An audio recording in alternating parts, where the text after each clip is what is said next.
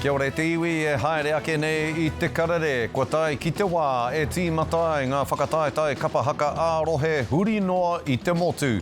Ko te tuatahi o ngā whakataetai a Te Kahu mā toru, kei mui a tātou, ko tā Ngāti Kahungunu. Aha koa te Huarere ki tāmaki I ti mata tonu atu te whakataetai waka ama mananui o te Ngā Puna Beach Cup I te Anei. Ko te tairāwhiti anō, kei mui te aroaro te whiu a tāwhirirangi a rāua ko te ihorangi a te pōnei, me te mōhio iho I raru nui, tauataki wā I te waipuke I tērā marama noa nei.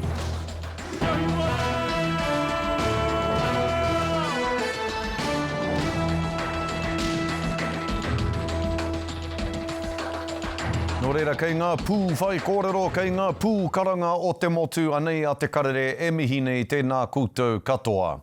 Kua tai ki te wā e ti Matapae ngā whakataetai kapa haka ārohe huri noa I te motu. Ko tā te Karere he whakapāho atu ki o koutou I ngā neke hanga I ngā putanga o tēnā whakataetai o tēnā whakataetai. Hei enei rangi whakatānei kā tū te tuatahi o ngā whakataetai ārohe ki roto o Ngāti Kahungunu. Ko tōna rohe ka horapa atu I ngā pai maunga o Wharerata I te Waiōrea ki ngā pai maunga o Remutaka I te tonga o te Wairarapa. Tai atu rā hoki ki ngā hapori whānui e whakapapa kōrero ana ki te waka o tā ki timu. Ko tā Ngāti Kahungunu me tōna whakataetai ārohe kei roto I ia hei enei rangi whakatānei. He whakatūwhera I te tuatahi o ngā kuaha e kuhu atu ai ngā kapa o te rohe ki te matatini 2027. Ai marika ko te whakataetai o Te Kahu o Te Amorangi, te tuatahi o ngā whakataetai ārohe Te Kahu mā toru o te motu. Ko te whakapai ia ka tai atu te tekau mano tāngata ki wai pukurau enei rangi whakatānei ki te mā takitaki me te tautoko. Ko enei te wā tuatahi I ngā tau tekau mā ono ka hoki te whakataetai ki tamatea I te puku o te matau a Māui. Ka tū te whakataetai ki wai pukurau Arua Kuha, Russell Park e karema mā te tai whenua hoki o tamatea te kaupapa e manaki ti matātua nei tēnei rā tonu nei ki te pōhiri. Kua tai atua Rani Era Harrison ki Ngāti Kahungunu. Hei karu mō tātou, hei taringa mō tātou, kia mōhio pūai, he aha te aha. I wainganu I te hāputa o te whare o tāne rore o te whare o hine rehia. Nō reira Rani Era, kai a koe te mauri whita o te wānanga, kōrero mai. Kei te tika tēnā kōrero te manahau no te atatonu nei pōhiri tia mai ai. Ngā kapa haka o te rohe o Ngāti Kahungunu ara ngā kapa haka o te rohe o te waka o tā ki timu ki konei ki wai pukurau nā. I whai wāhi au ki te kōrero ki etahi o ngā kai tātaki, o ngā kai arahi, o ngā kai ako, o ngā kapa haka I tēnei rā. Me te hae ai ki te kōrero he tino pakanga. Kei te haere. Tau ana rā tā ki timu Te Kahu o Te Amorangi. Ki te muranga o te ahi ki te waipukurau, orua kuha. Me kahake atu tō tātou whakapiri a tātou, whakakotahi a tātou. Hako ngā āhuatanga te tū whakataetai ārohe, te matatini te harānei. Kia kahara tātou ki te hāpai a tātou anō. No te rangi nei pōhiri tia e te whare tapere nui o tā ki timu, o na kapa haka ki tāna whakataetai kapa haka ārohe. E te kaumārua katoa ngā kapa haka kātū a pōpō, me te mōhio ia e whānoiho o era I te rohe ka whakakanohi I a tā ki timu ki te matatini, a te rātau. Ka tika tērā whakaaro mā te tini te mano mai Ngāti Kahungunu ki te Wairo, ki Huarere, ki here taunga, tauranga moana, ki konei, no tamaki nui arua tai atu ki te Wairarapa, ka whakapiripiri, ka whakakotahi ai tātou ki konei. Ko ngā toa whakaihuaka ārohe o te wā, ko te rangiura o te Wairarapa tēnei ko hoki mai nei. E me tā rātou e whai nei, ki eke panuku anō, a pōpō. Kātahi nei te kaupapa a tāhuara wātu, tēnei kaupapa, o te āta hiki ake I tā tātou kaupapa ki ngā tai whenua, ki ngā rohenga whenua, paku noi honei, pēnei me te waipukurau a rua kuha, kātahi nei te kaupapa hira rawātu. Whakapaiti ana koni te kaumano tāngata ka rāpoi mai a pōpō, ki te mātakitaki te whakataetai ārohe tuatahi, ho tēnei te renga haka. Kua piki ake ngā te ahurea ke roto i ngā tai whenua o ngā Te Kahu ngunu o Tirā, ngā te wako o tāki timu i taimai a ngā te aitanga māhaki i te ranei. Ki te whakarauora i ngā kōrero, i ngā hitoria o tō tātou nei waka a tāki timu. Koira te mea nui. Me te aha māramana te kite atu e ko kirikiri whakamua ana ngā iwi o tēnei waka. E hoki mai ana i roto i te ngākau māhaki, me te manako nui, e whai ana mātau kia whakapakaritia, kia whakapikitia te kairangi o te haka i roto mai i a mātau o ngā Te Kahu ngunu o tāki timu. Kia ke tonu a kahungunu mai te ihu ki te kei o tāki timu, kua pai nei. Ai, ki te ana tātou e tino muramura mai ana te kāpura o te whakataetai ki konei ki Waipukurau i tēnei rā nā. E ai ki ngā kōrero e tino haruru ana ngā kapa haka mai te ihu ki te kei o te waka o tāki timu. Ko tētahi e tino hihi ana ki eke panuku āpōpō ko te kapa haka o kahungunu. Kia titiro ake rā tātou.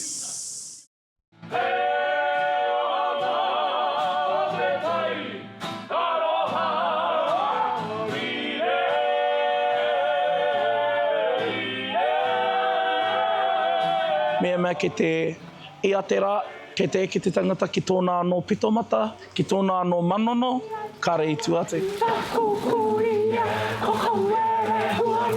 I tēnei wā, ko te kapa tōku ao. Our friends Tātere McLeod and Tā Timoti Karetu sitting ever so patiently waiting for this next group, Te Kapa Haka o Kahungunu. O noa pōnoa mai. Our kapas and our compositions, our kapas and my thoughts. Ko titia ki taku ngākau. E whakapono ana mātou, ko Māori ake tō mātou kaua i tēnei terenga ki Te Kahu o Te Amorangi. What has the campaign demanded from me? Ngā mea maha, ngā mea ua pērā ki te kaha ki te oti ngā mahi, kia whakaakoi i tō tātou kapa. Kia tūrā mātou i runga i a mātou, i runga i a mātou matāpono i te tau nei. Hei painga, hei whakakite ngā mā tātou mo te hunga kātai mai ki te ropu nei. Toru, mete, wha, se. Te taha whakataitai, he nui ake te rua te kaumārima miniti. Ki a mātou, he mea he hāparatanga he succession plan. Kia kore te mataku o ngā taiohi ki te tū i te taha o ngā tuakana. He mea nui te raki au, te whakatairanga i ngā tamariki, te noho tahi te tuakana me te teina o ngā rātou ngāwai, he tino hira anoa. So me ahua match energy au i tērā. Be ready so you don't have to get ready. Hora tāku. Mā tātou tamariki, ko mātou ki ngā kai parai te huarai. Engari, ki te waihotia tēnei wāhi, mā tātou whakareanga kāheke mai. I roto i te tai ao harikoa, ngākau tapatahi, e nāhuatanga, ko tituki a mātou, me taku ohu i tā mātou hiahia.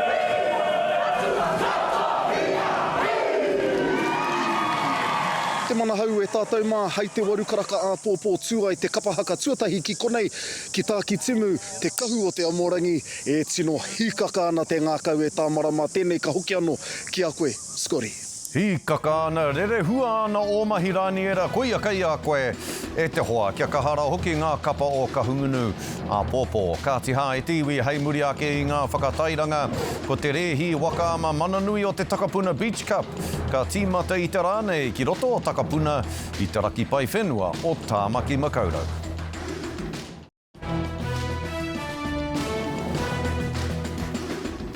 Hoki mai anō ki te karere e karema, ko te tai rāwhiti anō kei mua i te arawaro o te whiu a tāwhirirangi a rāua ko te ihorangi a te pōnei. He āwha anō hoki ka huatahia atu e rāua ki taua takiwā. I wā te tai rāwhiti hoki i te mea kātahi anō ka tīmata ngā mahi whakapaipai anō i te rohe i te āwha me ngā waipuke o tērā marama noa nei. I tērā marama hoki ka rere a rangi whāwhā atu te ua marangae ki te whānuitanga o te tapuika a Māui ko ngā hapori i hau kerekere hia i nā rā hoki ko ngā hapori o te Aotearoa me Hicks Bay. So we are planning tonight to close State Highway 35, the northern areas, and also the gorge, State Highway to the Waiōrea Gorge. There will be no convoys tomorrow and Sunday, so people will not be able to travel there. Neke atu I Te Kahu mā tahi mano horonga whenua I hua ake I te ua marangai me te āwhā I te tai rāwhiti I tērā maramaraka. Nā te ua marangai anō hoki I te marama o Hānuere I whānui ai te waipuketanga me te aneatanga ki tēnā hapuri ki tēnā rohe puta noa I te ika a Māui. Nā, ki te upoko tika, ki te whanganui a tara, ko ia anō hoki tētahi rohe ka hau patu hia e tā whiri rāua ko tīho a enei rangi whakatānei me te wehi rā ia, kei ua ke atu I te āwhā me te ua ngā mahi whakatika I te pūnaha tātari hamuti I Moa Point. Nō tērā wiki, ka pā te waipuke ki taua pūnaha, ko te hua, ko te rerenga peta atu o te para hamuti ki te moana me ngā tātahi kei te tonga o te whanganui a tara. E mahi nui ana ngā ringa rehe ki te puru I te rerenga o te hamuti, engari ki te heke anō o te ua marangai, tērā te mō niatanga kei kino ke atu. He whakataetai waka ama mana nui te Takapuna Beach Cup ka tū mo te toru rā ia te tau. Me te aha, tai katoa atu ana te tokomaha whānui I ngā hauewha o Aotearoa ki Takapuna mo taua whakataetai. Kua tino whakamātautau a tāwhiri rāua ko Tangaroa I ngā kai whakataetai I enei tau tatanei. Ko te Huarere te pūtake. Engari hei tā o tātou kai hoi Māori kāri I ko atu I te ua ake. Anei rā te pūrongo a te toki hoi waka o te motu I karā piro I tēnei tau no te karere tonu. Ara te pūrongo a Elise McLeod.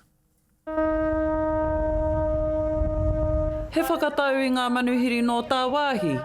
Ki te rehi hoirua nui o te ao ka whakahaerehia ki Aotearoa. This race is special because of the history of the race. It was started by some dads who started paddling because their kids, were paddling, and then they got into it, went overseas and did some races and thought, hey, we need to have a long distance changeover race here in Aotearoa, and so they started it. I think the first year there were 19 crews, and this year we have over 1,200 paddlers. E ono ngā rehi o te whakataitai nei. Tīmata ana ki te 5 kiromita, tai noa atu ki te 42 kiromita. He rehi ma te katoa ahakoa te pakeke, ahakoa ngā wheako. I think the first goal is getting everyone around the course safely. A lot of them, it's their first time doing it. And the second thing is whanaungatanga and having fun and bringing the vibes. So yeah, that's what we're all about. So that's what we're here for tomorrow as well. Lead my team from behind, even though I'm sitting at the back. I just hope that I can keep them calm and guide them through it, even though it's my first time as well. Just keeping them in the game. Ara noa atu ngā kaihoi huri noa I te ao. Last year we compete and it was very good for us, for experience. And today, this year, we also would like to race again because we have new paddlers. They don't know this race, so it's a good opportunity for them to race here and to be here, share experience with other country, New Zealand people, and yeah. But to have the opportunity to paddle with other international teams and be here in New Zealand, and we've never been before, so it's actually first time for me to actually come and enjoy New Zealand. So after the race, we're going to spend a few days, have a look around and enjoy just being here as well. And the racing's supposed to be awesome, so that brings all the paddlers to New Zealand, all around the world actually. Me te aha kei raro a tāmaki makaurau I te whakatūpato marangai I tēnei wā tonu. I hope it stops raining. No. I hope everybody enjoys the event and just has a great time, enjoys the vibe on the land, gets whanaungatanga with everybody from different places, but enjoys the racing. It's going to be challenging. There's a little bit of wind and some ocean swell out there, which will be exciting. Nobody wants to paddle in flat, calm water, so that will be exciting tomorrow. And yeah, just has a good time and enjoys Aotearoa. Hei a pōpō ka tū ngā rehi 21 kiromita me te 42 kiromita. Elise McLeod, Te Karere. Kina tonu kia uru he kapa Māori ki te NRL a te tau 2028. Koe rā te whakaaro, kua puta ia tukuroirangi Morgan, toihau o te riki Māori. Hei mua atu i te tākaro NRL kei wainganui ngā iwi take o ahi Treiria me Aotearoa a te Hanarei. Hei tā te poari riki Māori. He mea tiko hoki kia uru he kapa Māori i te mea kei a tātou te moni, ngā kai tākaro me ngā whare hei whakaruru hau i te kaupapa. Kei a pōtaka maipi te pūrongo. Kua timata te kōrero kia uru he tīma Māori ki roto i te whakataetai NRL. Yeah, he told me about 5 minutes before he said it, and he says it's confidential. So, but what an exciting machine. I haven't slept since. You know, it's great, and there's an opportunity led by the tribe. And He moimoia nui tēnei e ai ki te iwi moimoia. They never thought something like this would happen. You know, so what Uncle's talking about, you never know. Because at the end of the day, you know, again, rugby league gives us so much, but rugby league needs to understand how much the community actually gives to them. Ko te rahi o ngā kai tākoro i roto i te whakataetai NRL, he Māori, he iwi take me ngā iwi no Hamoa. I charge of the tumeke, ko te harikoa, ne? Harikoa pēnei te mea nei nā, ko tirohia mai pēr tāua i te Māori ai nei nā, kia uriotu i nā whakataetai o te NRL, hea hai. Ko uriotu te Papua New Guinea, ne? Ko te rereke o tērā, nā te kāwana ki a Papua New Guinea i utuatu, kia tau te rongo, kui kuhu mai ko nā hainamana ki te kapu i tērā whenua. E ai ki te poari Māori, kei a te Māori te pūtea ngā kai tākoro me te papa tākoro. great idea. I think it's a vision for our people. I know there's plans underfoot and underway that have been approved just this week, and then around our new stadium at Hopopu. So why not? Yeah. Ko te heamana o Waikato Tainui a tuku Morgan, ka kōrero ki ngā rangatira o te NRL hei te rātapu e tū mai nei. Nari no te tūtena ake a tuku ki te kōrero mai i te wawata, kai hea atu ki a mata i te poari, hei whaiwhai atu tērā kōrero o a tāua tōnu mana Māori. Ne, mai nā rangatai, tainoa ki nā nohi, hei tuara mo te tono mo Apopo. Tū Māori, tū rangatira, pōtaka maipi, te Karere. Kōrero nui tēnā kapa Māori ki te NRL, ka rawe. Nā, kei te huri ngā rangatahi puta no i te rohe o tāmaki makaurau ki te ahurea o te toi kupu. Hei ara whai mana mō rātou e rongohia ai o rātou reo me o rātou whakaaro ki ngā kaupapa e hāngai pū ana ki a rātou anō. No tēnei wiki tonu nei, ka eke etahi a rangatahi no te kura o Ngā Puna o Waiōrea ki te hui Poetry Takeover, he wāhanga o te hōtaka raumati i te tapawhā tāmaki makaurau. Kei a mārena mane ngā whakamahuki. Better to be a brown man playing white man making money than on a Benny living built to bill under a kāwana that doesn't understand us. I kawe mai tēnei rōpū toi kupu e kia nei ko patua te whakamā i ngā kōrero o te tuakiritanga me ngā pēhitanga kai mua i te aroaro o te hungarangatahi. Ko te kaupapa i te rānei he whakāturanga toi kupu mō ngā tangata o tāmaki makaurau.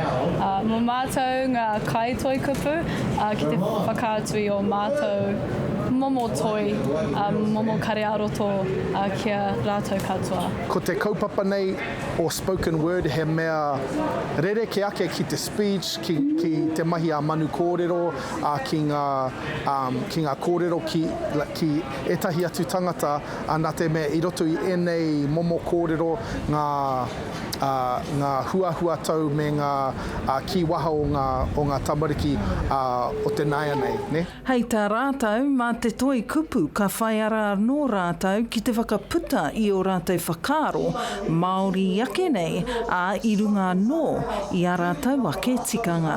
I needed to say something, you know, and it's that coming from, like, I guess I'm privileged in a sense to be able to say stuff, you know, and I felt that maybe there's someone out there that feels like they can't say some things. So I'll say the things I'll speak their stories from our behalf. Yo, any wrong move and their life is on the line. Living paycheck. The paycheck cost the living got us stumbling. Ko tā rātou whakāturanga e kia nei ko Bills, e aro nui ana ki ngā wero o ia rā, I raro, I te kāwanatanga. I feel like with our current voices, we have the power to not only influence, but to also convince a few people that may not understand our political government and our political stance at the time, that there is more than one option. He hia no rātou kia whai wāhi ai o rātou reo ki roto I ngā whakawhitinga kōrero. I nā rā, I a rātou e whakaro ana ki te anamata e whanake haere nei I tō rātou nā ao. In one of my poems, to quote, I talk about when I'm going to put my vote into a ballot box, I'm voting for my tamariki, not for me, but for the future. Man, I'd rather be the change. Wouldn't we rather be the change? Eh, bro? Tō iri ana ngā kupu ki te taringa, he koe, he whakatumatuma, mārena mane, te karere. No rere, karema, hei muri ake I te whakatā poto, ka tirohia ngā huarere, mo enei rangi whakatā e tū mai nei.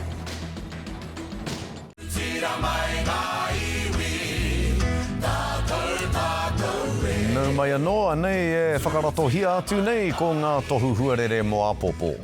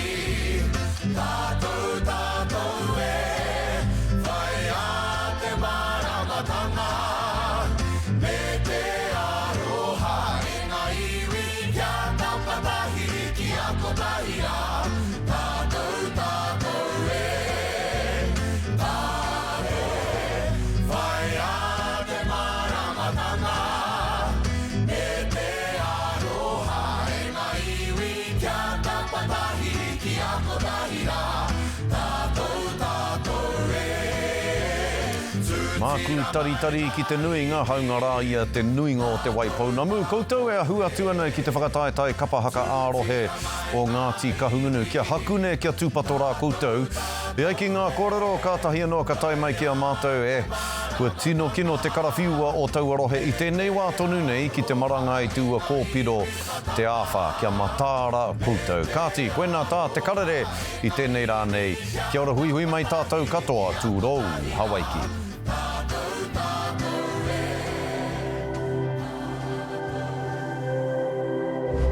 Ko te reo, te take.